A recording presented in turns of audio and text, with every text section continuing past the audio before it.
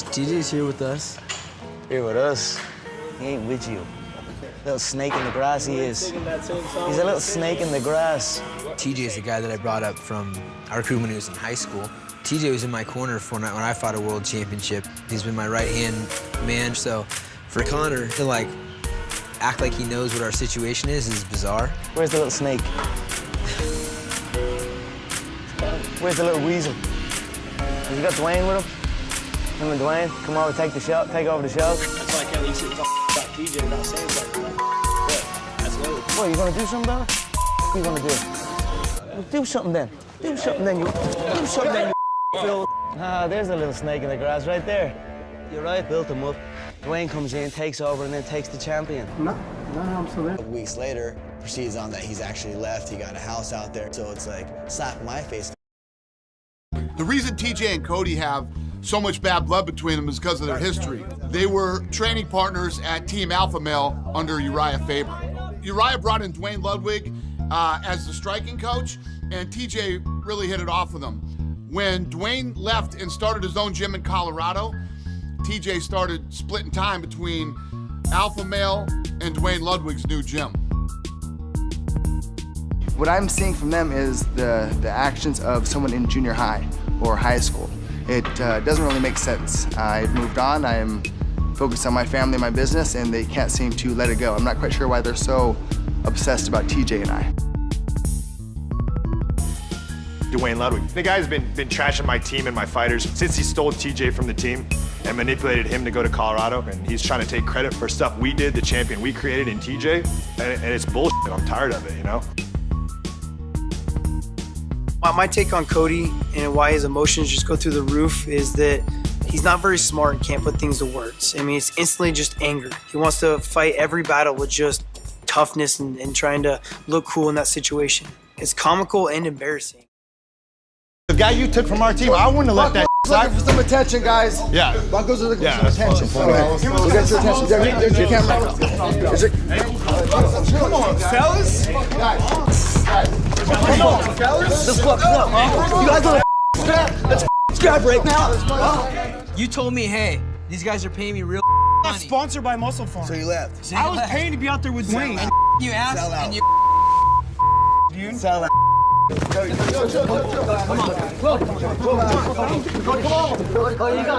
What's up, little? We need act tough. How am I acting tough? You're the Hey, TJ, hey, you and I were cool until you tried to make it my fault. I never kicked you off. You instantly talking about me. Yeah. I didn't kick you off the team. You quit the team. You. No, I help out. I know. Listen to me. Just let me talk. Okay, go ahead and talk. So I was out there teaching practice going back and forth, right? And I want to go do my full camp out there when I'm about to fight Cruz. And so you give me an ultimatum. I get the Yeah. That's a lie. That's motherfucking Mendez. He was sitting right there. Jim in tears. That's lie. The problem I had with the guy where our friendship took apart is when he made me the bad guy. He's saying that I kicked him off the team, which couldn't be further from the truth. I got kicked out of the gym. You quit the team. No, I did not. Yeah, dude. you I did. told you I was gonna do my camp with Dwayne, so you kicked me off the team. That's Bitch, how am I fake? Gilbert and Seth been cutting weight. They start talking crap with each other in the hallway. Full team, full. Cody feels like he needs to get involved as well and be an attention whore. You know you are. Come on, please. He stepped towards me in my bubble, you know, got on my personal base. I lashed him up like an eagle. What? Bitch, how am I fake? So he called me fake and then attacked me, which just seemed a little crazy, right? How am I fake?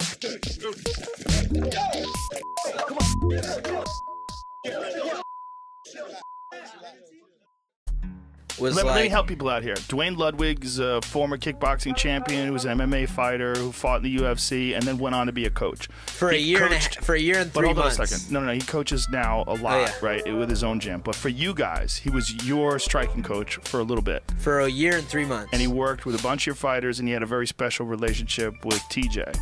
Right. Then he moved out to Denver, to fight to start his own thing. And then Muscle Farm, which has a big gym in Denver, they invited TJ to come train there. He was coming in, and TJ was never the best teammate. He would like try to hurt people. He's a very competitive guy, and he has a temper, and like try to hurt people how? cheap shot. Cheap shot. We always used to. In the bell, boxing, he knee ya. He knee ya. I'd be like, no knees. He's like, I just need him to the body. I'm like, yeah, we're boxing sparring. He knees you to the body in boxing sparring? Shit. TJ Dillashaw and Cody Garbrant's a big fight, man. God damn, that's a tough one to pick. I think it's very smart and calculated. Smart, definitely. He's a smart dude. Yeah. He has potential to be a superstar. Fuck yeah, he does. And that's a really interesting fight. And then TJ has TJ's doing a lot of his camp out here, and he's making things up. It's such a good fight. Good fight, man. And that gives plenty. TJ's never slacked off from the time they were first supposed to be scheduled Never. to fight. So TJ's a workhorse. He's just in super shape, and he's like getting better constantly. I wonder what the odds are on that fight. It's gonna be close. It's such a good fight. I think Garbrant's on. I don't know. I just think Cody's on a different level these days. I think that he does. Him and his team do a really good job of breaking people down. And even if he's not, quote unquote, the best fighter in the fight, he definitely does a good job of figuring out how to beat people. So I would say Cody, I mean, especially if you go with the common opponent thing, I mean, he kind of walks right through Dominic Cruz without any problem. And, you know, TJ and Dominic had a pretty close fight, you know, that could have went either way. So probably Cody. Oh boy, I got ties to both of them. So it's kind of, look, I mean, I'm gonna go with Cody on that one. I think he got that thumper, boy. He got that thumper, and he believe in it. So I think if he can crack him, especially before TJ get warm, get his feet set. You know, TJ do move his feet around a lot. I don't know. I think that Cody might be able to crack him. That one's a tough one. You know what? I think Cody Garbrant's gonna have that title for a long time. I think one of the big factors is Cody's hands. His power and speed, lightning combinations. TJ's fast too, but then Cody's fast with crazy power. Yeah. But I feel like TJ, see, Cody's takedown offense is really good, his power's really good, and he's fast as fuck, but then TJ mixes it up so well in his footwork. But then Cody's footwork against Dominic Cruz was ridiculous. Fantastic.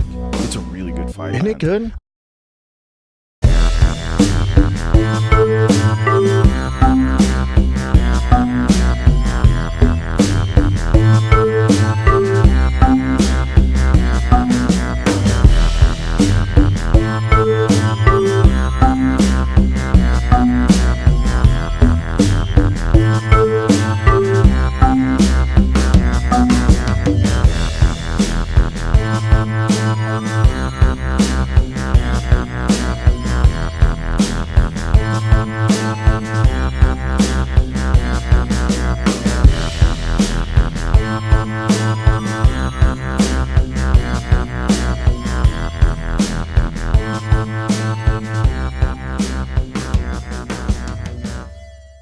For Cody, if I could. Cody, big fight here for a lot of reasons. Of course, there's the rivalry between you two, but this is two of the best bantamweights in the world. So I wonder, how are you looking at this fight? I mean, is it a chance just to show the world that, yes, I'm number one, or is the importance of the rivalry and silencing, this rivalry important to you?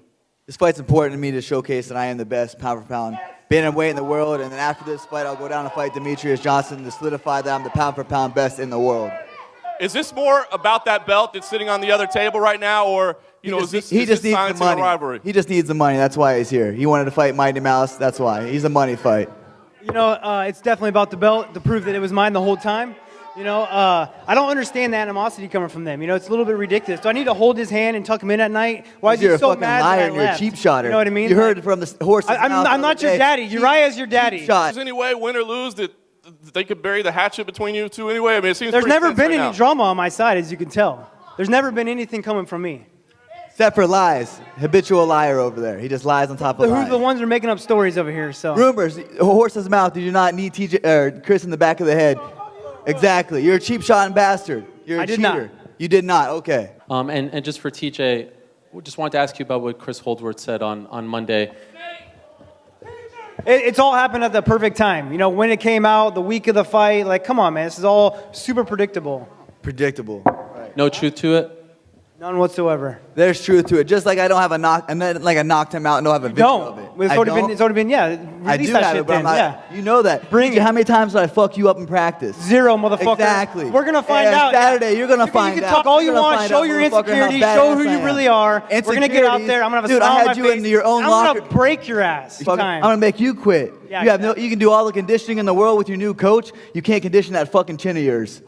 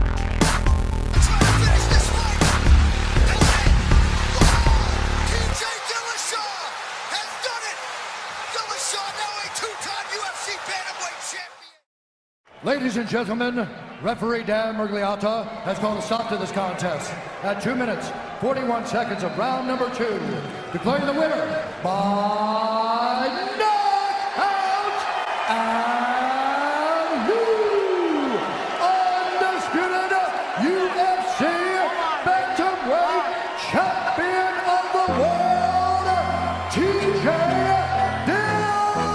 Dillashaw. I'm with the winner and once again bantamweight champion of the world, TJ Dillashaw. What did you say to Cody at the end of the fight?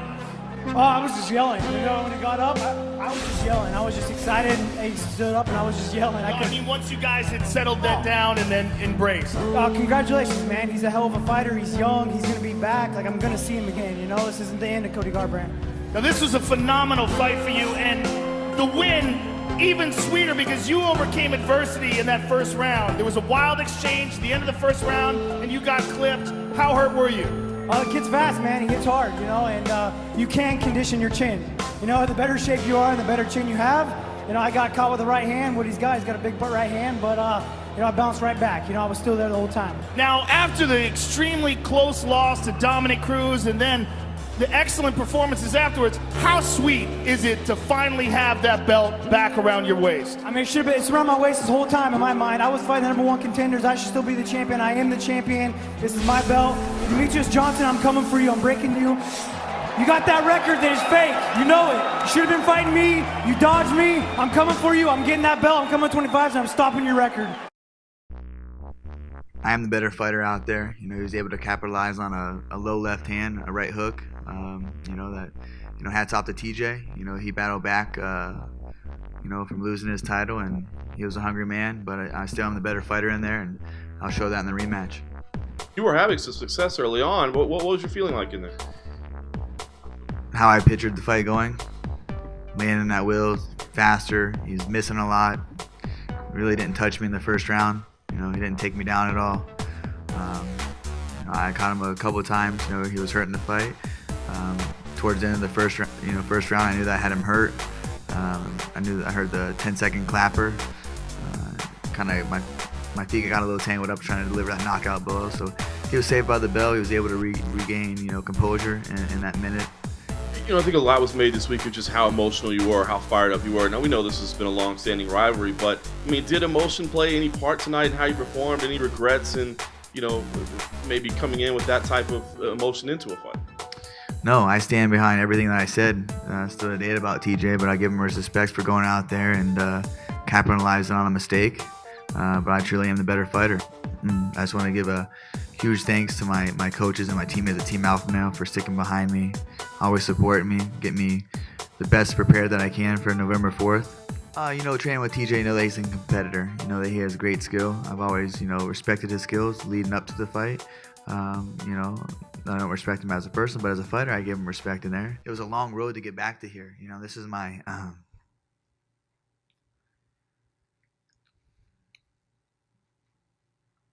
this is my passion. This is what I love to do, and it's gonna be a learning experience for me. But I'm just thankful to be here, have health, have my teammates, my family, and I'll be back. I conditioned my chin. He's fast, He was ready for those leg kicks coming in, and every time I was setting up my kicks, he's avoiding them, I almost did too much setting up, They knew what I was doing. I had to change that up in the second. And because of how good a shape I am, I was able to bounce right back from that right hand, I knew he had a dangerous right hand, and came back in and, cleared out the cobwebs a little bit. The second is when he kind of started doing his, talking and dancing and showboating a little bit. I mean, did that change things for you? Did it change your strategy? Did it change your emotion when you started kind of taunting a little bit? No, man. I tried to stay as level-headed as I possibly could this fight. I knew that the game plan was try to get me emotional, try to get me to fight out of my technique, and try to catch me coming in. He's a counter fighter. He's fast, and he likes to counter. So I didn't want to play his game. Were you at all, I don't know if you noticed it, but were you at all surprised by kind of how pro Cody Garbrant and how the crowd was booing you a lot? Was that surprising at all, given that it's not California, it was all across the country? I was portrayed as a bad guy this entire time, And I'm not one of the ones that's gonna be boisterous and talk shit back and try to badmouth their name, you know. I tried to hold my chin high and I defended myself, you know. I feel like I stuck up for myself, but I wasn't going out there to try to be, you know, crazy and talk trash, you know. So I was easily turned into the bad guy from the show and then everything else that they were trying to do to get under my skin.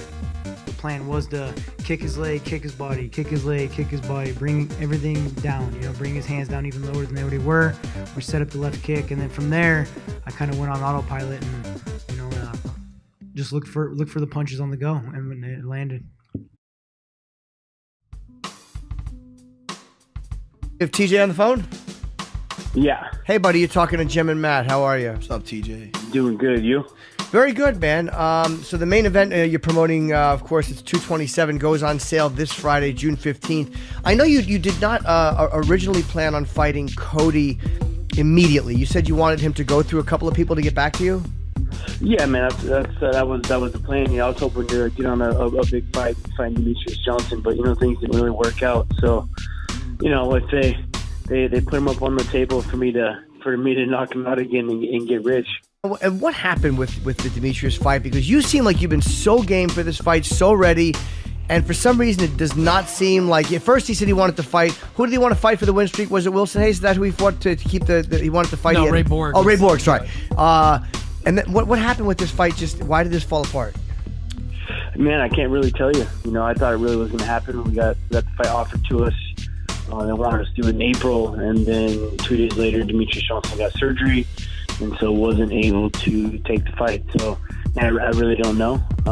You know, I guess that'd be a question they'd have to ask him because you know, as far as I know, we were ready to pencil it in, but it just didn't really work out. TJ Dillashaw versus Cody Garbrant, the rematch, is one of the most intriguing fights of the year for me. I'm really, really curious about that fight because I know those guys were tightly matched in the gym, and I know that Cody cracked him with a big right hand before TJ put him away. Yeah. And so and he was stunned. Yeah, he was stunned. I mean, he got rocked. And I believe when Cody cracked him, it was towards the end of the round. He was. Yeah, and so he had an opportunity to recover. I mean, who knows if he had caught that right hand in the first minute of the round, what had gone on. But when TJ recovered from that and then landed that head kick and then, you know, knocked him out and put him away, you got to see, like, what a high-level, high-stakes game these two guys are playing. You know, TJ has, through Bang Ludwig, has really radically improved his movement, his footwork, his angles, his approach. That said, Cody still has a fucking missile in his right hand. It's so goddamn fast. His hand speed is so fast, and his fluidity and efficiency in his boxing is so good. It's just a very, very interesting fight for me. That's about as good as it gets right now.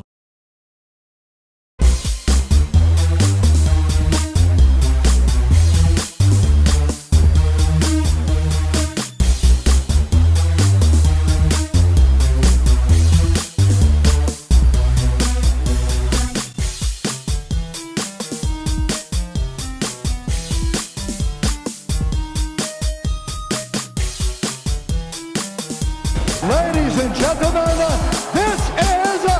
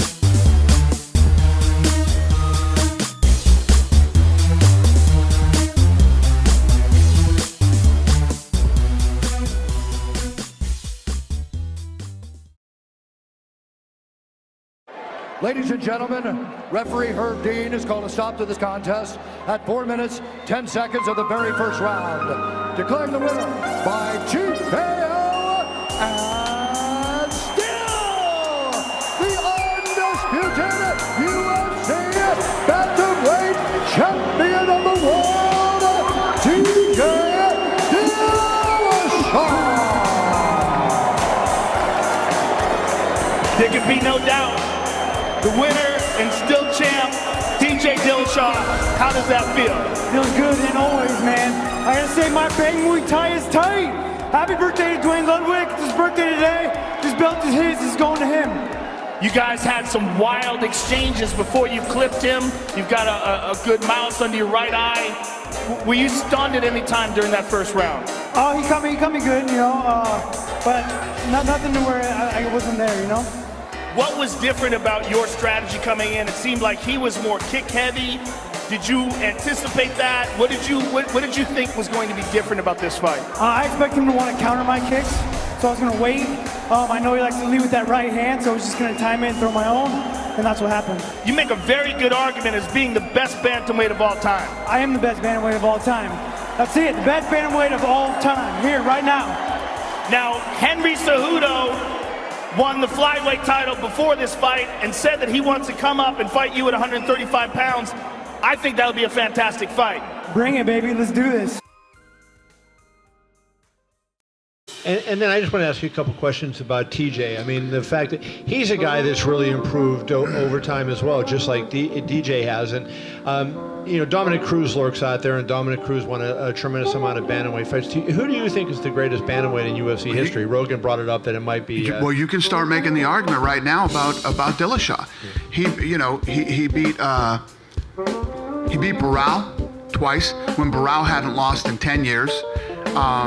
Then he turns around and beats Cody Garbrant, coming off an unbelievable fight with, I'm trying to remember everybody's names tonight, with Cruz. I mean, the fight with Cruz was incredible. Comes off the fight with Cruz and then beats, loses to Dillashaw twice. So you can make the argument right now that Dillashaw's, right there, if not the. And, you know, I know you had high hopes for Cody when he won the championship, and that he might be, and obviously in this sport, losses don't hurt you like they do in boxing, but the fact that he got knocked out twice and he was kind of the puncher and the tough guy, so to speak, do you think that hurts him in terms of him becoming that really big star? I know he's a star-level guy, but that really big guy that you thought maybe he could have become? Well, these guys go on the way. Dillashaw's on his way there now. I mean, we're already discussing, is he the best ever? And Cody is still one of the best in the world. He's got to get out there and win some more fights.